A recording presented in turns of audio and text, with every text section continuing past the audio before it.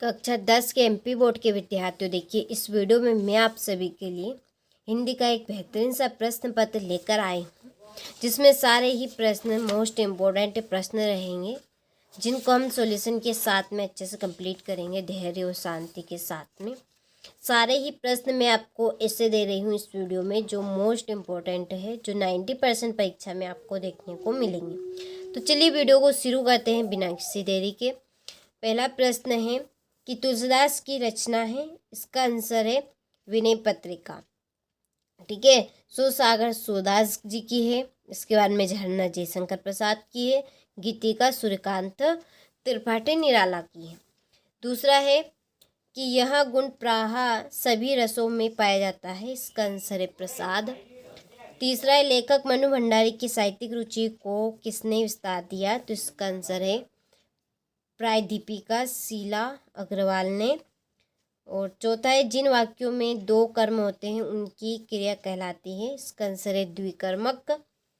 पांचवा सांप के डर से घबराते भोलानाथ कहाँ जाकर छिपे, इसका आंसर है माँ के आंचल में।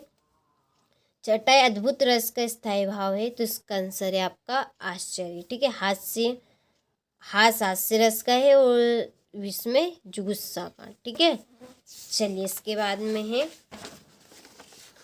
रिक्त स्थानों की पूर्ति कीजिए। पहला है प्रयोगवाद के जनक खालिस्तान माने जाते हैं, इसका आंसर है अज्ञेय। दूसरा है छंद के खालिस्तान प्रकार होते हैं, इसका आंसर है 2।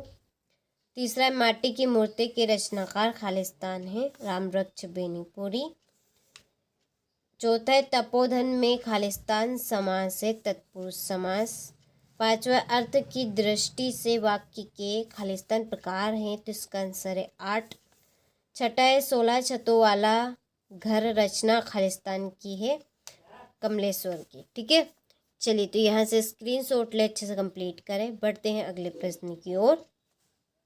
चलिए इसके बाद में सही जोड़ी बनाइए। पहली जोड़ी है सतरंगे पंखों वाली के कवि, इसका आंसर है नागार्जुन। दूसरा है पंचवटी सुदामा चरित्र, इसकी जोड़ी है खंडकाव्य। यशपाल की जोड़ी लखनवी अंदाज। प्रत्येक प्रतिधन एक, धर्म चक्र घुमाने से, इसकी जोड़ी है पाप धुलते हैं। और छठी सतरंगे पंखों वाली के कवि, इसकी जोड़ी है आपकी नागार्जुन। ठीक है, चलिए तो स्क्रीनशॉट ले आप अच्छे से और कंप्लीट करें।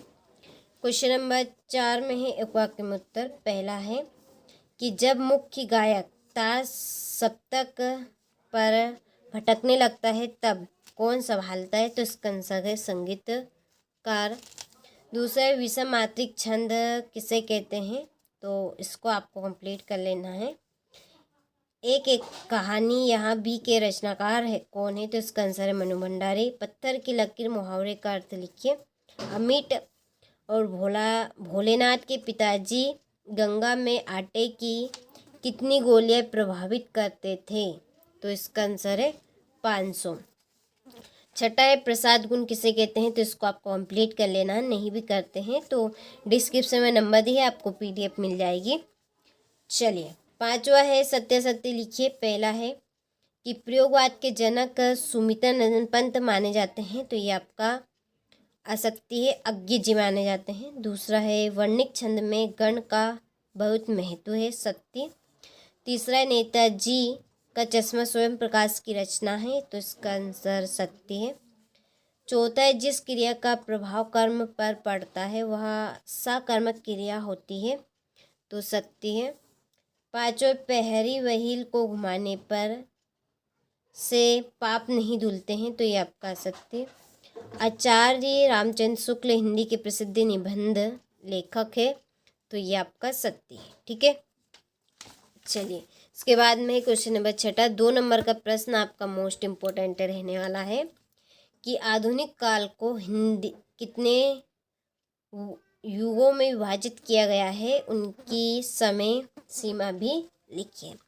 तो देखिए क्वेश्चन नंबर 6 से लगाकर क्वेश्चन नंबर 23 तक के सारे प्रश्नों का हम PDF के थ्रू सॉल्यूशन देखेंगे। तो चलिए क्वेश्चन नंबर 6 का पहले हम सॉल्यूशन देखेंगे। तो चलिए,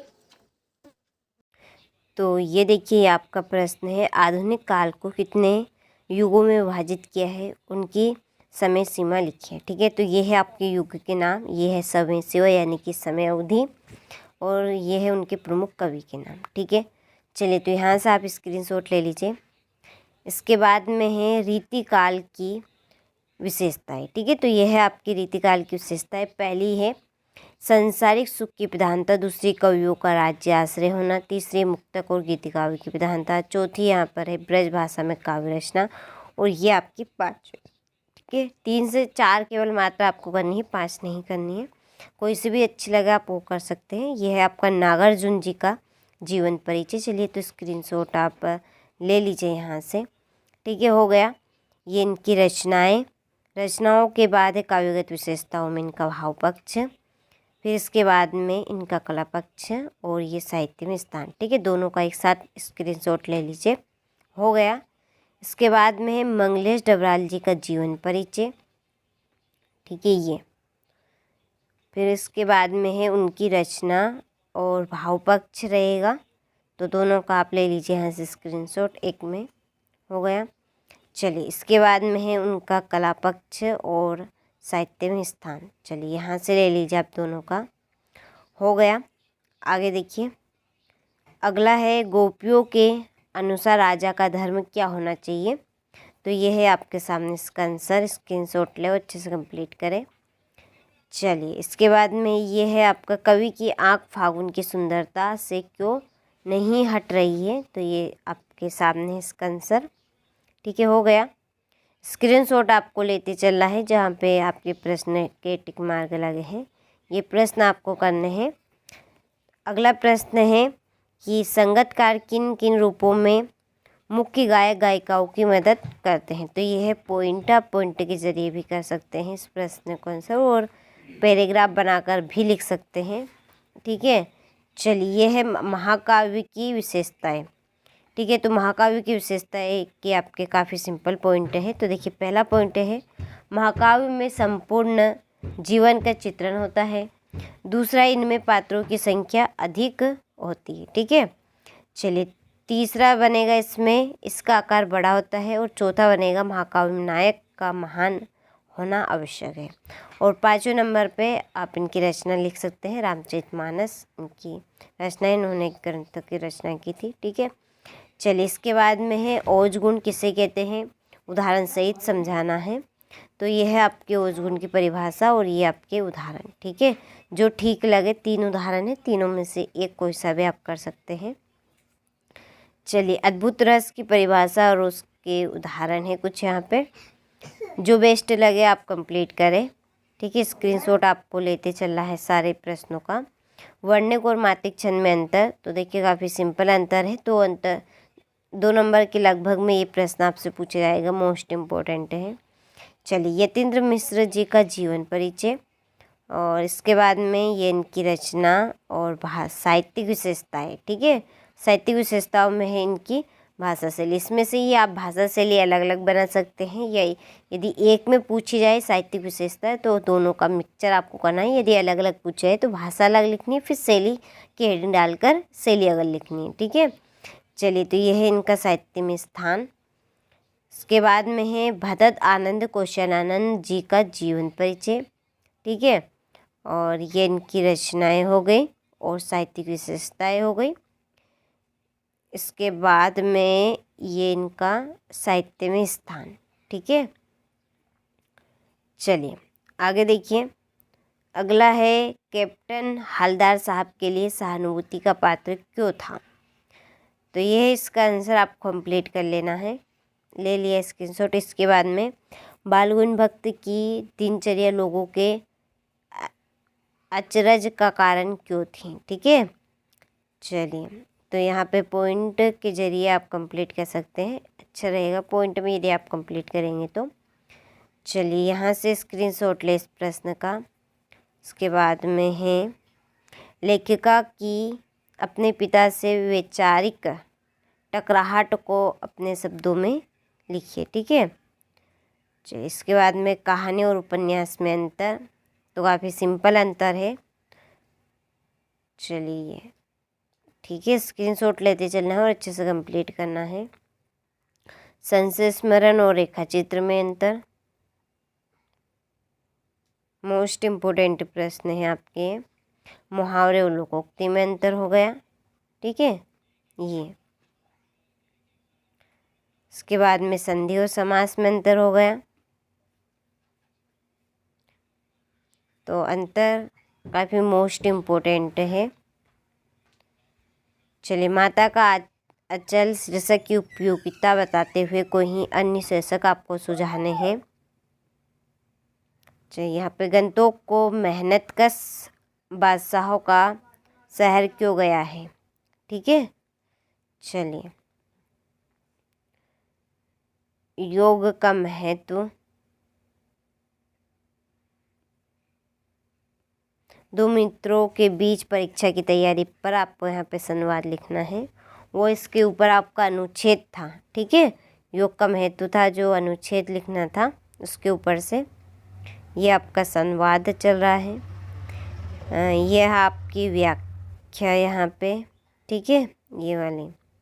चलिए, तो ये आपका इसका संदर्भ हो गया, प्रसंग हो गया और ये व्याख्या हो गई। इसके बाद में ये आपकी अगली है, ठीक है।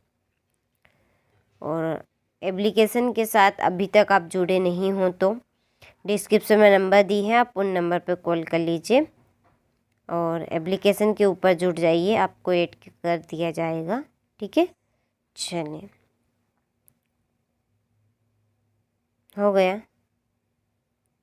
ये, ठीक है। ये है अपठित गद्यांश आपका।